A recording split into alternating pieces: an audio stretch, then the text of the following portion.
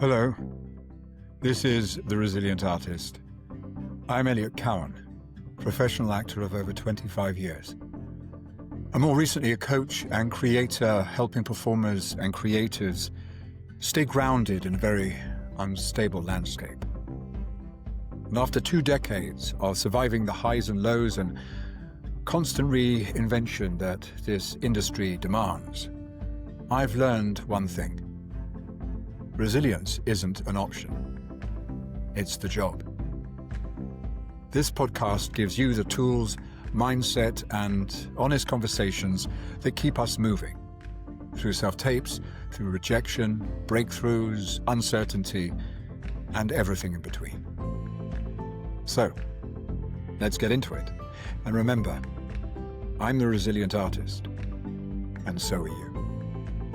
My guest today is an actor, director, author, writer, coach, teacher, man of many, many parts, and someone that I have admired over the years, quietly and then more vociferously as I've got to know him better and seen his output increase and diversify and develop and mature, and all the good things that I think keep somebody moving forward, keeps them pivoting, redefining, and evolving as not just an actor, but indeed as an artist. And we reclaim that word today in our conversation about self-taping, self-care, directing, direction, coaching, and different levels and means of performing and engaging with your creative instincts, your inner resilient artist that allows you to navigate not just 1 year, not just 2, 10 or 15, but decades of creative work, which I hope if you are at the beginning of your journey, you have ahead of you. So without further ado, sit back and listen to what we talked about today. And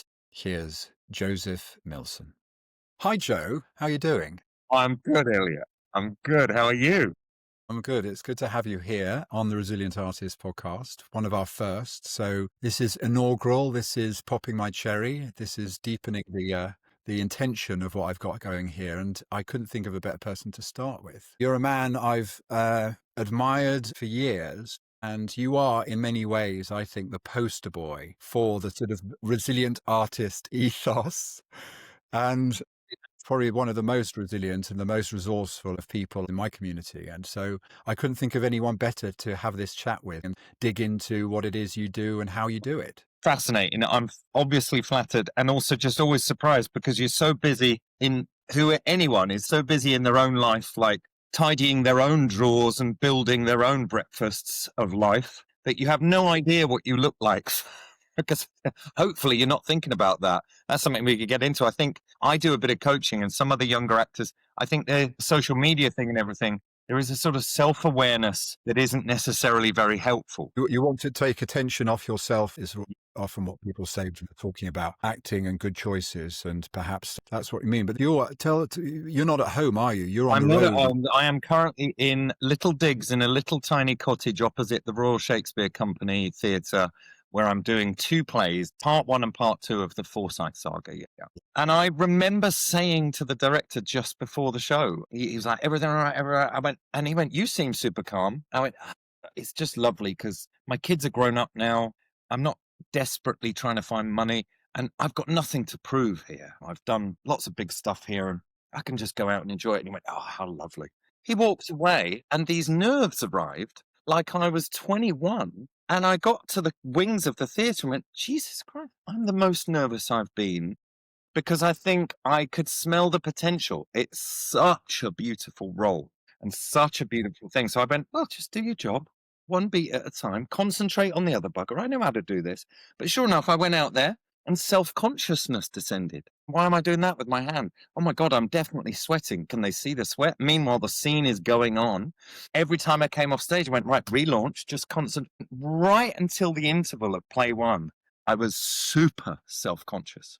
I don't think anyone else would have known, but I had 4 halves and it literally got more and more how you'd want it as the evening went on, thank God. So the second play became this joyful surf. And it's my favorite, actually, the second play. I sort of have more to do in the first play, but the second play, my audition for playing King Lear, really, I age up to 74 or something. And And I just love it. I love it. I love it. Yeah. So it was a really interesting experience. You go, oh, I'm super experienced. Fucking hell. It's like I've just left drama school. Yeah. Yeah. And you're speaking with authority about this because you've done this show already. Yeah, we did this play a year ago at the tiny, lovely Park Theatre in Finsbury Park, a little fringe production. And I did the part on Radio 4. I did a 17-hour radio drama playing the same role, but the same adapters. So I've actually been playing this part 12 years. So you'd think I'd just be like, Interesting. Maybe it's all of that depth of knowledge that has thrown you slightly off your center again. You're coming round to something, another layer of knowledge or depth that you're aware you have to either excavate or encounter. well, I think it's a new bit of clay every day, isn't it?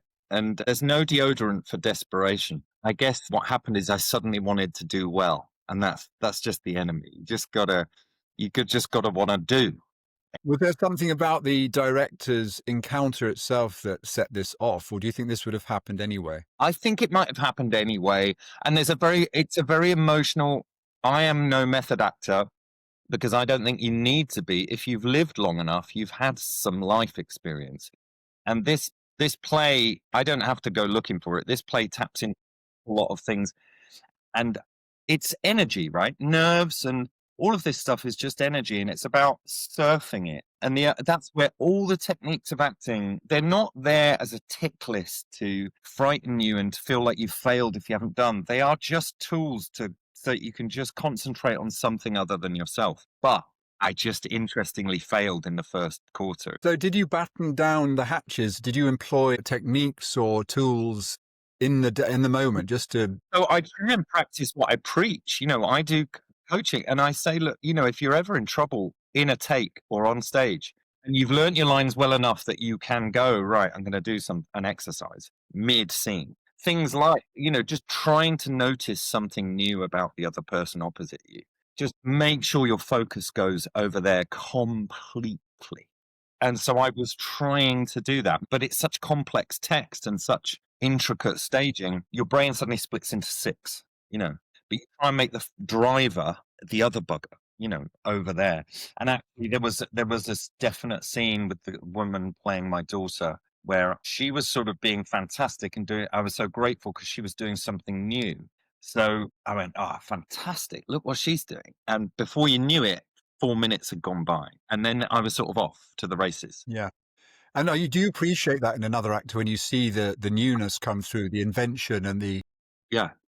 And what you see is relaxation when and then I found myself and it's not like we're not changing, you know what I mean, I'm sure. But if other people are wondering what we mean by something new, it's not some crazy new, it's just a sort of a different breath, a different energy to a moment. And it's an invitation. You just feel it like, go on then. It's like if we were a band jamming, it would be just the drummer doing a little extra, and you'd kind of, if you're tuned in, it's bliss. And then the rest of the evening honestly went like that. For a point where that seems to overstep the mark. I'm a very bad culprit. A lot of people who've worked with me would say that there's definitely moments where it overstep. I'm a Tigger, and this part is a very saturnine, still thing, but even so, he's very dry, and he reminds me of Alan Partridge. There's a lot of humor in this very staid, stiff old guy that I'm really enjoying, and his absolute social ineptitude is a joy. It couldn't be more different. The last play I did in the Swan Theatre, I was had a beard out here, and I swung in on a rope, and was just a swashbuckling lunatic in the Rover, fighting and shagging. Yeah. How long ago was that? When were you last with the RSC? 8 or 9 years, I think. Yeah. Success story of how a particular play caught an audience in a small theatre and has been taken on by one of the big guns. Which is so rare. The new bosses at the RSC, Daniel Evans and Tamara Harvey, they came to see it at the Park, which already is quite a lot more outward-looking behaviour than some incumbents of running this big shop. And thought, yeah, great. They're trying to save money as an organisation. They've inherited a massive debt, so they're very honest all the time. Turn the electric off. We're sorry, we haven't got this anymore. It's not a massive press night party anymore. It's they're really doing their best to keep the company, get it back in, in the black. And I think for them, it's a sort of economic thing. It's 9 actors, 2 full plays, epic thing. But it's also very much what the RSC should be about, the power of story. When I've done Shakespeare here and I've done other things here. And I think the Royal Shakespeare Company are at their best generally when it's not Shakespeare. I think there is an unstoppable thing happens in the room with the audience and the actors. Let's talk about the actors first. They do amazing rehearsals, but there's something about it. There's a sort of inbuilt Disneyland quality to doing Shakespeare with the Royal Shakespeare Company that you have to work really hard against. And the audience are also going, hey, we're watching Shakespeare at the Royal Shakespeare Company. I mean, this is going to be good. They sort of are programmed to enjoy it. I'm very lucky in that my first season here, I worked with the director, Mike Alfreds, and he changed my life. He changed my life forever and for good, because he has this sort of policy and motto of different every night. But what he means is, he very much thinks of theatre like a boxing match. So you have your objective and you've really worked on it and you know exactly what it is and you know all the beats and gear changes of the scene. But he wants a freshly cooked meal every night. But the lucky thing about that is you're not like, Jesus, I've got to miraculously come up with 108 ways to do this. No, the audience are that final ingredient. But it's just about having your antennae out. And I used to love Michael Chekhov stuff. I did my degree thesis in Michael Chekhov, and he always talks about if you play Hamlet 400 times, it's 400 different Hamlets, because you tune into what the audience is asking for and needing that night. And that gets tough in big musicals because there's this big sound of the music between you and the audience, and quite often about 5 or 6 feet of space between you and the audience. Can be quite hard to tune into them and hard not to feel like you're on train tracks in musicals. That's a whole nother skill. But in another sense, the music carries you through. They're not gripes at all, but it is a luxurious problem to have, actors be like, oh, give me that problem of 100 shows in. But it's an interesting one, staying fresh. And it is analogous to all the work, self-tapes, and here we are again, and trying to find the joy. For example, I have a self-tape I've got to do today that came in the opening press week, and I was cursing it because my only day off is now going to be doing this. But actually, the way to get rid of that bit of my brain is to be grateful for, I do need to pay rent in February and March. And yeah, it's actually a really interesting project. God, how fantastic that I've got a tape for this. The gratitude will bring back in an element of joy to doing it. The problem was starting to get like asking a plumber to come in and do the sink for free. It is work. And I've realized I was working a little too hard, possibly. I've likened it, having just renovated a house, I've likened the experience to watching trades come and go into my life, giving me quotes and taking quite some time to measure up. And, a week later come back with a quote that sometimes you just ignore if you're not being strict with yourself. And it's a reminder how you've got to honor other people's time and effort to give you a version of what they would do if you gave them the job. You've got to see the casting director and the director as having a problem, and you're offering them the solution. And there's no judgment on you whether you can solve their problem or not. They don't even quite know what the problem is yet, but it's there in its shadow form, and they're looking for somebody to solve it. And at one point, someone's going to walk in with that solution, and they're going to know it, and they're going to grasp it, and then the job is done. You are intrinsically offering a carpenter's skills when actually what they need is a plumber. It's as municipal as that sometimes, and that releases you from feeling that you're not good enough. You're not a good enough carpenter against the other carpenter. You're actually just the plumber. And you've turned up at the wrong house for this one. So don't worry, move along. It's a very odd art form to fall in love with. If you fall in love with any other art form, sculpting, painting, music, writing or playing it, you can go to your basement, you can go to your loft, and you can practice your art properly. I know there are books to read and I know there are exercises to do with acting, but actually it's masturbation on your own, really, is how it feels. You need a scene partner or an audience for it to be the real thing, right? But a healthy way of looking at these self-tapes is that actually this is a tiny commission to do a sketch. And, it is sketching that turns into portraits. And so you're doing the sketch. Here's the sketch. If I get the gig, I'll give you the portrait. It's hard to feel like that because the unique problem of acting is We are the paint, the canvas, and the brush. That's why, of course, it feels personal, but actually it isn't personal. I look at it more and more as creating these moments, these little artistic and creative moments in front of a camera, of which I want to be almost oblivious as much as possible. There is definitely a presentational element to the fact that you need to know how to use a lens and to engage it, to make the most of it when you're dealing with so little. It is only you and the lens and a bit of light and sound. But I don't want to be a slave to it in this kind of like, I am here to show you what I do. Today, I will be using whatever light is coming in the kitchen here and just leaning it against the wall, and me in a kitchen is all I've got. I haven't got any of my stuff with me, but that's fine. But when you were talking about your time for Sunday, your day off, which, yeah, it's a pain if you've been working so hard to muster the energy and enthusiasm to do another facet to your work. But it sounds like you expect from yourself a certain amount of learning. Tell me about that. How far do you go? I have a method of doing things, but it does take a little time. So I learned to record the lines off myself. And what I do is this: I would get the voice note on my phone and I would read the scene like a telephone directory. But my lines, I would do like ba ba ba ba ba ba ba ba ba ba ba ba ba ba. And when it's the other people, I'd act my socks off.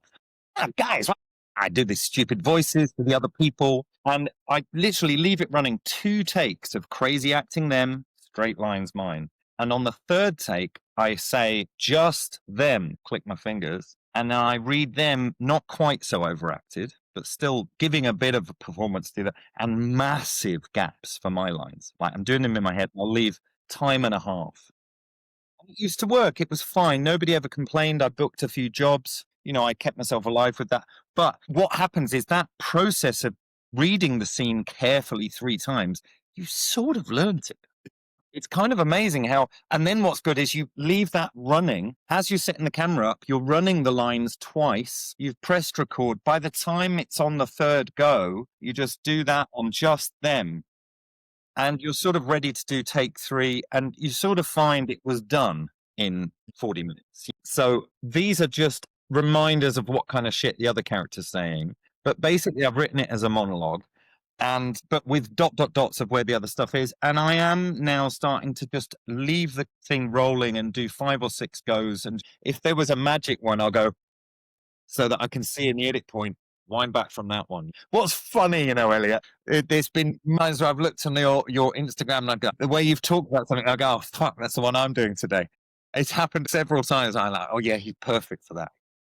Yeah, I'm aware. I'm sailing close to some NDAs, perhaps, when I'm referring to something. You're not. Unless you'd read it, you would never know. No, and you're not the only one. Another friend of mine has says, oh yeah, I'm up for that one. The other one is Stanley Kowalski. I don't think I've ever told you this. Auditioned for that at the Donmar when you did it. And I remember that you were there that day, and lovely Anne McNulty, who was the casting director there, we were friends. So she sent me a message like 3 months before when I was in some TV thing called Survivors. And in that, I happened to be about as buff as I've ever been. It was fairly tasty, and I had a nice t-shirt, tight t-shirt on, And Anne sent me a text like 3 months before saying something like, saw you in Survivors. I'm going to bring you in for Stanley Kowalski. And I went, oh, that makes sense. Up to whenever the audition was, I just played a hunger striker at the National Theatre and lost 2 stone. And I was bald. And I have never seen a casting director look more sad. It would have been a very interesting new take rather than just falling into this thing that I think most actors who play that role do, which is like, oh yeah, I've got to be buff. Yeah.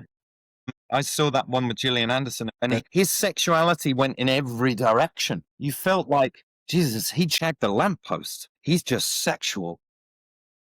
John C. Reilly played it on Broadway with, I think, Natasha Richardson. And he's not what you would expect. He's a big guy, but he's not overtly athletic. I think that's the excuse we give to that role is he's a great bowler.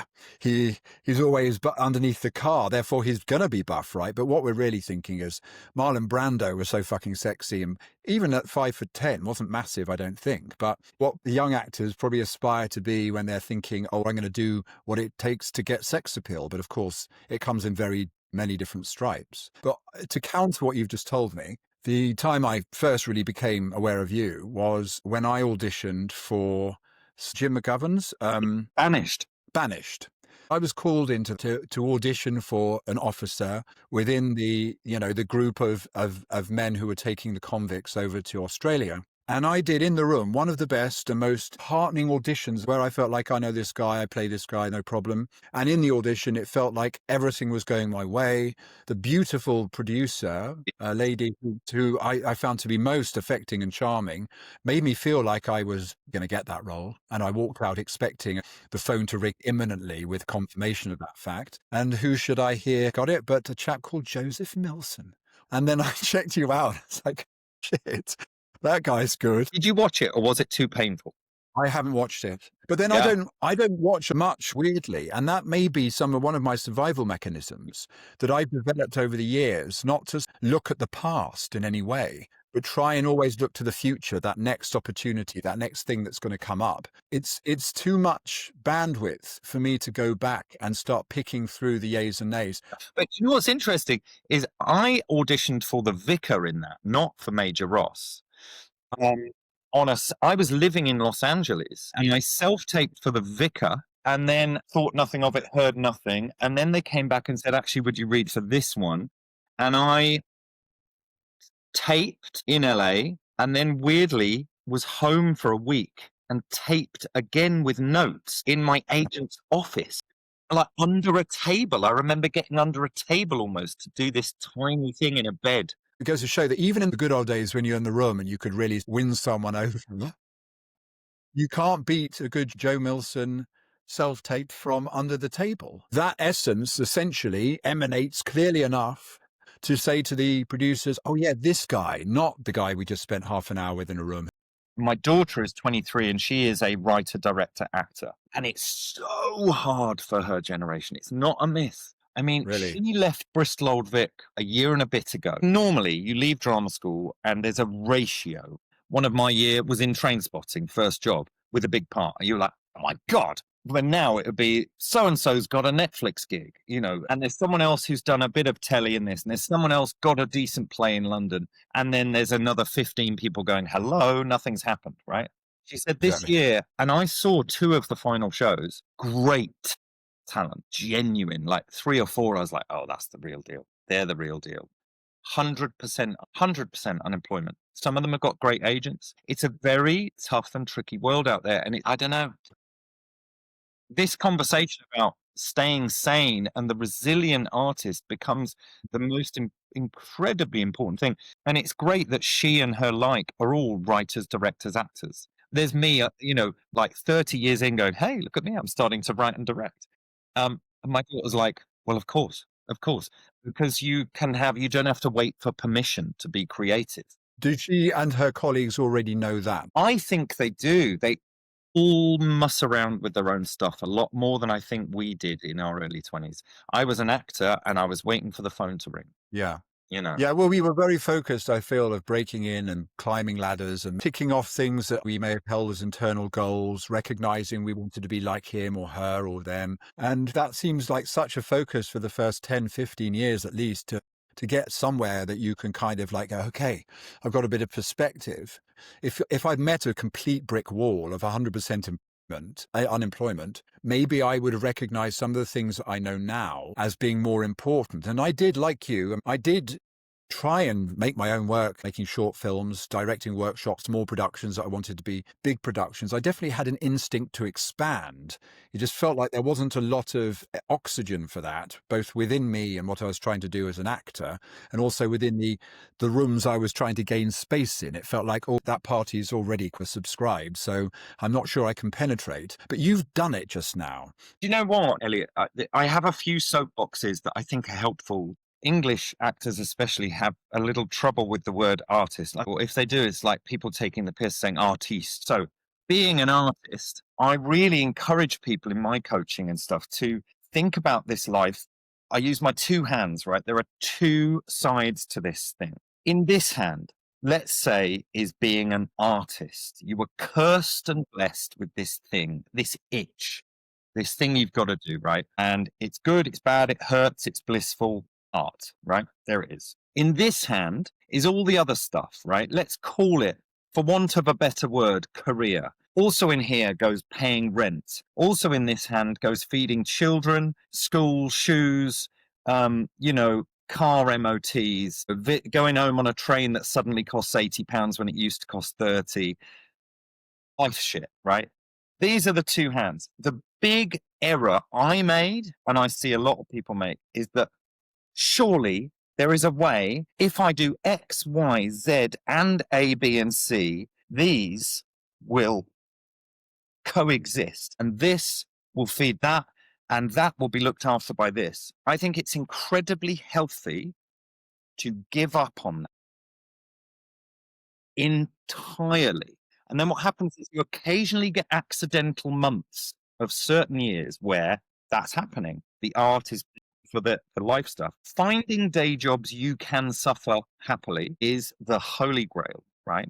That's one thing. So the thing is, if you separate them, it doesn't hurt so much working in that bar or in that cafe.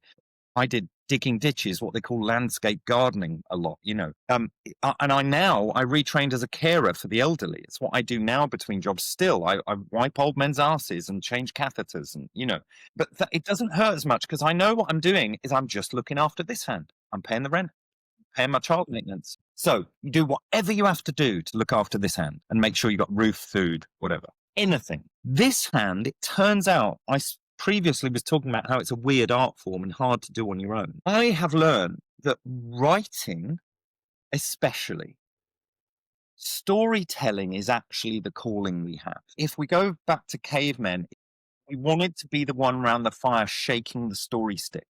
Now, those shamanic storytellers would have had the stories passed down and down and down to them, but they'd have felt a good night in the theatre. You feel the playwright coming through you. But it's very analogous to being a great violinist. You're not the originator. You are an amazing violinist, but it's Mozart's tune, right? The thing is, a month where all you did was wait for emails, do your day job, wait for emails, wait for self-tapes, compared to a month where you did your day job and you went to a cafe 2 or 3 times a week and wrote some weird short story or a short film or whatever that was in your head and got it out. It's just such a better month. And it turns out it is the same bit of us as the storyteller.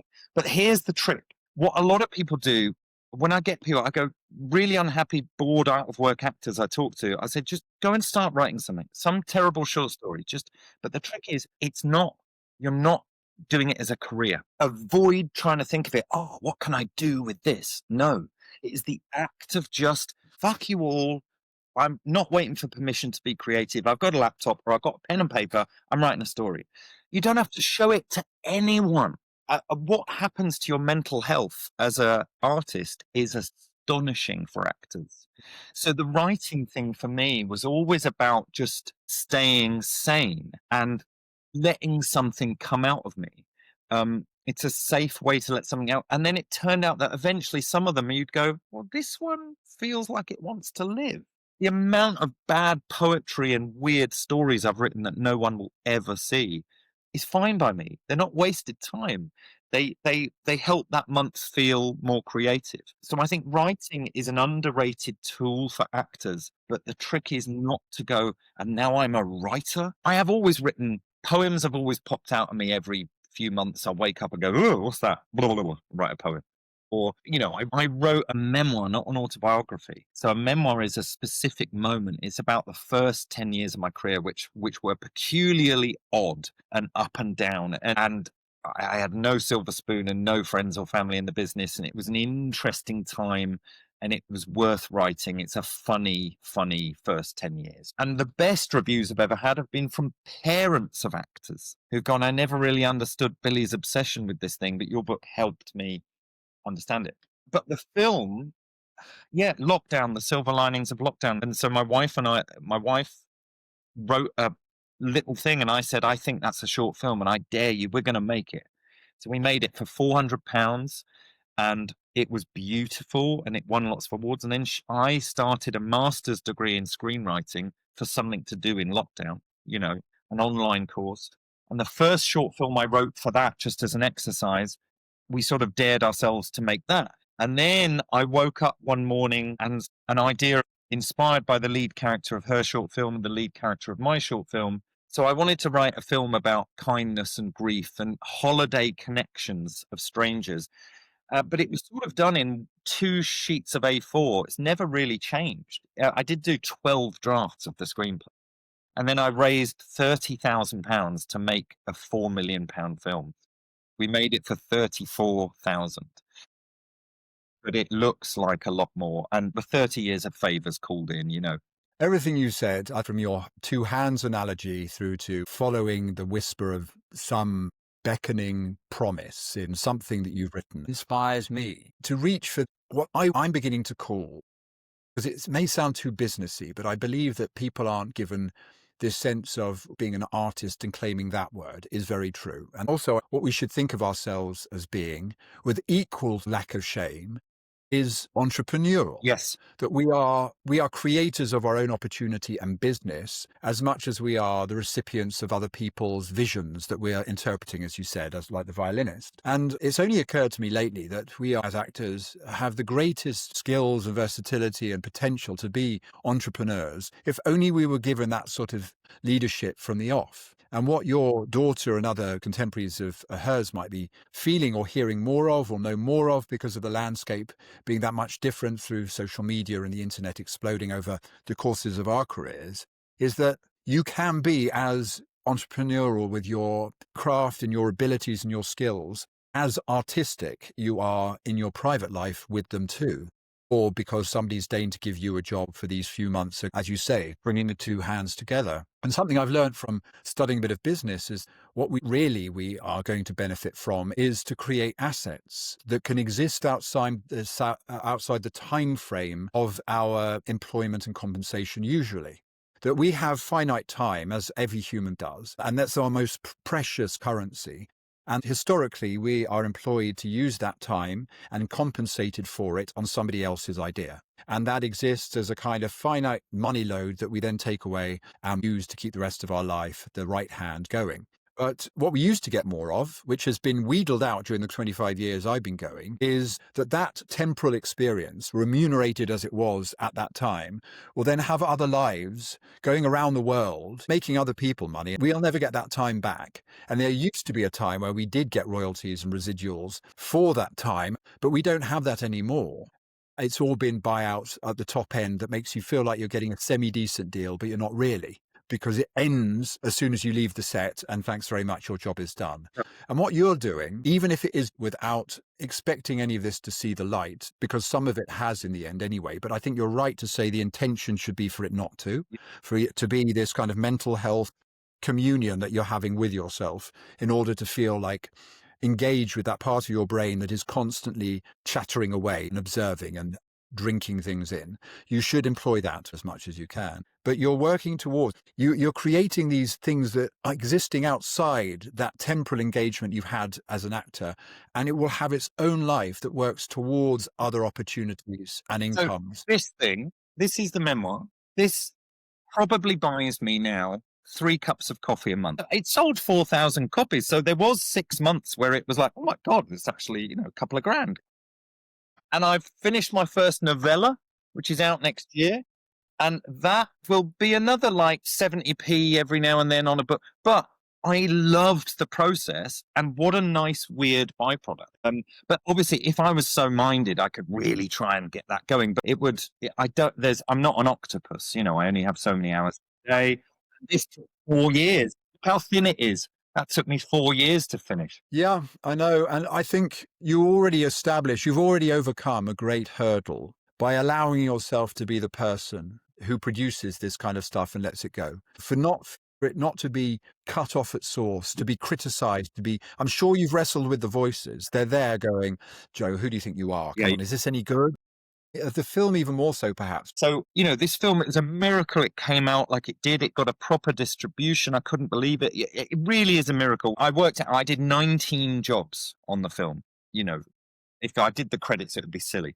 But we didn't have money. It was a very small distributor, an amazing distributor, Bulldog Films. They can't put this thing on taxis or buses or adverts on the tube. It's like it's social media and a few reviews if you're lucky. But I've always really chimed with Mark Kermode's views on films generally. For 20 years, he's been a good yardstick for me. Ever since he first started doing radio film reviews, I was like, oh, I like that guy's taste. And I get sent a list of who my distributor is sending my film to, and I saw they're sending it to Kermode and Mayo's Take or whatever, and I went, as if. And then I got an email. Oh yeah, we're getting a few reviews, and it'll be on his show next week.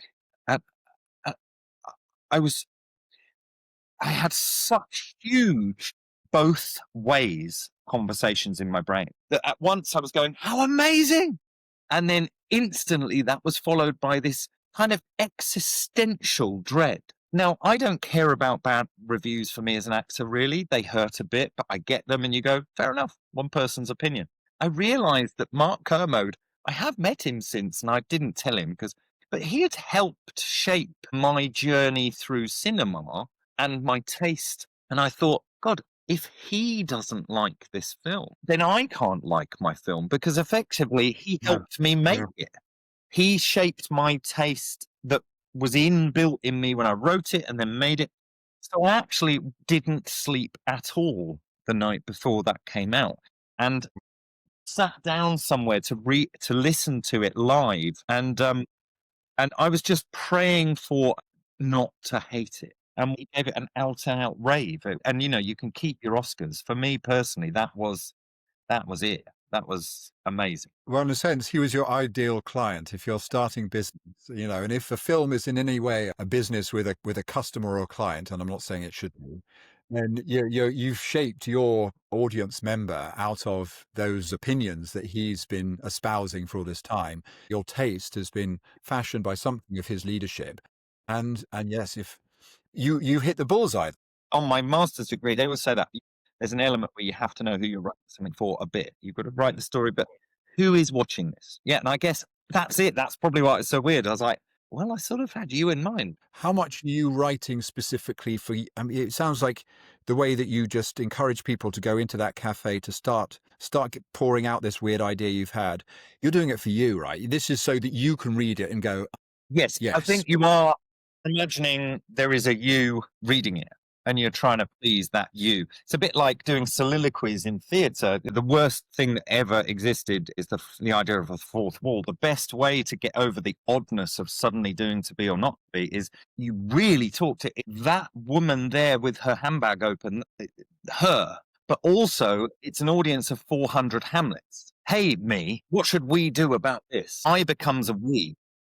You talking to yourself, but not in that way, in a like, hey, finally I can talk to myself. What should we do? It's much more active. And I think writing is a similar experience when it's going well. You are, hey, do you like this? You're talking, it's kind of bonkers, but hey, this is good, isn't it? And another voice who goes, yeah, what about this? And you're writing together. The voice that you recognize in that moment must be counter to the, no, you're no good at this, critical. On the other show. So odd about self-tapes. If you can get to a 3-minute feeling of that was fun, and that other bit of you goes, hey, well done, that's enough. And so often, if you're just in the begging for a job mode, then there is no feedback. And that's when it hurts. If you at least get your own feedback of, hey, that take was fun, let's use that, then you don't walk away feeling deficit. Yeah. Do you feel that young actors might suffer from the fact that they haven't had 25 years, 30 years of working out more about themselves and what's good when you do it that way, or when it feels that way? Do you think that your daughter's contemporaries, they've grown up with a self-tape? That's not unusual to them. They haven't been in the room and felt different room changes and have that disappointment when it doesn't work out like you thought it should. Are we in a fortunate position that we should be aware of? Very, very, I think. Very, I think. And not to be some ancient old goat, but theatre, the amount of theatre we were able to do, be it art centre tours or, pantomimes or whatever, that's why theatre is amazing, because you've had the experience of an unshakable fact of approval or non-approval. Did they laugh or didn't they? Did they walk out or did they stay there till the end and clap? Experience is the only thing. And it's the catch-22 of, yeah, well, I'd love some fucking experience, young actors. It's really, really tough. So what you're doing is really important, and trying to at least think about these things not as job interviews, but as commissioned sketches. Well, I was watching James Stewart talk about It's a Wonderful Life as an old man talking about the 1946 film, and he was touched by what he has seen, perhaps in a slightly nostalgic way. But he said, what occurs to me now is that these films are it's not about the performance you give. It's about these moments, creating these moments. And he was looking at the scene where he, I think, says a prayer at the end. You see that moment there. I think I created a moment there that I can be proud of. And apparently he doubted himself hugely in that film because he'd been to war. He hadn't worked for ages. He was feeling very sketchy, feeling like he couldn't deliver. And then he was finding these moments step by step. And I think it starts with a self-tape. If he had to do them now, that's what he would be thinking now, perhaps, is like, just create this as a haiku of creativity with this material, however mundane it is. If it's mundane, there's something outside it that you can find about it, about yourself that day, that can feed through it. Yeah, just your imagination or your impulse or your instinct. It doesn't actually have to be at all relevant. I was almost tempted the other day when I read this one scene. Is this any better than me reading the phone directory? Is there a way that I could do that, which would also give you something that you need to see? I think it would be audacious and arrogant for me to try, but I thought to myself, why not? Because there's not anything in this that I know. I don't know any more than this scene. You haven't given me anything more. This is so generic, so arbitrary. I might as well be reading something like that and being inventive with it. That's really interesting. And I think the kooky loopy method for me is this way I've achieved over 6 years of whittling it down to something simpler, where it's a tap that I can turn on and give myself time with as little technical worry and paraphernalia. How long does the learning take? Like if it's a 3-page scene? Well, I don't learn it really. It comes to me eventually, like you were saying with your 3 runs of your line learner loop. I go through a process where I edit the scene down to a monologue into pages or onto a Word document, and I make it as coherent as a scene spoken by one person as I can. And then I put that into teleprompter, and I use teleprompter to get me to the place where ultimately I don't hold onto the side of the pool anymore. Someone has reminded me what I'm talking to is like, yeah, but Elliot, you're getting good chunky scenes, maybe more than one, and I'm only getting two lines. How do I apply the same methodology? And there is an answer to that. But in either case, I put this thing on teleprompter so I don't worry about having to know it. And I have become very good at reading a scene like we do when we do sight reading in a presentational reading performance. We've got good at that. I've got good at taking lines off a teleprompter like a newsreader almost, without you knowing that actually I'm reading. Do you have to click a thing for it to move down? It's voice activated. What I didn't like about Line Learner is what you were talking about earlier. Is however much time you give it, and you do have to give more than you think in your head, it still is a metronome. Yeah. And I don't want a metronome. I actually want contact improv. I want to be free to really find surprises and not be dictated to by anyone's return shot. Has anyone ever complained? Because I had one I noticed said on the breakdown of please do this, please bring us this, please bring, it said, please ensure you read with another reader. I tend to do what I want to do. Yes. I tend to do. Right. And I may have negated the opportunity to be considered by X, Y, and Z because they look at it and go, well, he doesn't have another reader. But I actually believe that the casting director, at least, or their assistant who might see it first, is really looking, as we said right at the beginning, for us to solve a problem. And if the problem is solved by the vitality of your eyes, by the essence that you emanated, by the confidence with which you take that frame and use it to your advantage, then they're not going to go, hold on a second, he doesn't have a reader. He's not going to be good enough for this. He's doing this on his own, for Christ's sake. I mean, imagine how bad he'll be with an actual actor. And to be fair, you do have to imagine other actors sometimes when you're working with them. You look at the mat box, or you're looking at the tennis ball. Exactly. One of my biggest gigs of my life. I spent 7 weeks in Romania talking to a tennis ball, which was read by a third assistant director who was Romanian and whose command of English wasn't exceptional. And it only took about 20 seconds. And then I went, fantastic. This is what kids do in the playground. This is make-believe. And I loved it. Because it's all going on inside. And it's just another technique of allowing your thought process to be radiated out to an audience of some kind. You know, you do it differently on stage when you're doing, as you say, the Hamlet soliloquies to an audience. And you do it differently to when you're in the Forsyth Saga and you're looking directly into an actor's eyes here, but they're all over there. And you do it differently for a self-tape with a camera right up your nose, with or without a reader. There are different versions of the same way that you think thoughts, and you allow them to radiate either through voice or through silence and face and eyes according to what you're using. And they all have levels of truth. You've just got to find your way of finding that connection to you within that particular framework. The common thread to them all for me is you just do not look for the performance. Go outwards. Even if you're that's what all these playing objectives comes down to, is not being self-conscious. Put the focus elsewhere. And also it's about contacting that 7-year-old playground version of yourself that wants to mess around and play. Great. Well, I'm happy to share all this because you share so much. And I feel like if listeners are still with us, they perhaps need a break themselves by now, even if we don't, and keep going, because actors talking about acting is obviously something we do all the time between the times we do it. So we should leave it here and allow you to enjoy a bit of a day off before you're on stage again tonight. And this is the Forsyth Saga at the RSC until next year sometime. Yeah, and Signs of Life movie is on Amazon and Apple if you want to watch it. Well, I'm sure whatever they're asking of you by way of rental or purchase, it's cheap by half the price. You do not need to get HD. And they make it look like that's the only choice. There is always a button that says other options. Get standard definition. It looks absolutely fine. This thing was shot in 4K. Even on SD, it looks fantastic. And it's £2 cheaper. That doesn't cut you off any, does it? Fine. I won't see money from this film for about 18 months. Well, I hope it's shorter than that, and I hope it then lasts forever. Good.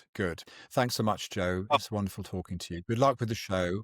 Hope you get through Christmas without feeling too burnt out or isolated up there. I am, well, actually, my new beloved German friend. I have a lovely lady friend from Hamburg. She's coming over for Christmas. I'm going for lunch at the Dirty Duck in Stratford-upon-Avon. Proper actors' Christmas. You couldn't be more actorly, so all the best with that. I wish you a Merry Christmas for then, and in the meantime, sending you lots of love. So thank you for joining me and Joe on this occasion for our conversation about all things Resilient Artist. I really enjoyed digging into what it is that makes Joseph so creative and so prolific in all that he does. And this is the sort of conversation I want to have with all sorts of different creatives and artists, not just actors, but people from all walks of life that I've encountered that I either have learnt something from or want to. I will be posting and writing and recording all manner of things around this theme over the coming weeks on my newly founded Substack, The Resilient Artist. I will put a link in the caption. It'll take you to what I'm doing in the hope that you can join this community. You can follow me on Instagram at The Resilient Artist, the.resilient.artist, or sign up for one of my upcoming classes or workshops, or just drop into Substack for chats, publications, further podcasts and videos on how we stay vulnerable and resilient when we are creative people, making lives and careers that we can be proud of, that do not weigh us down to self-doubt and lack of self-esteem. So thanks again, and tune in next time. I'm the Resilient Artist, and so are you.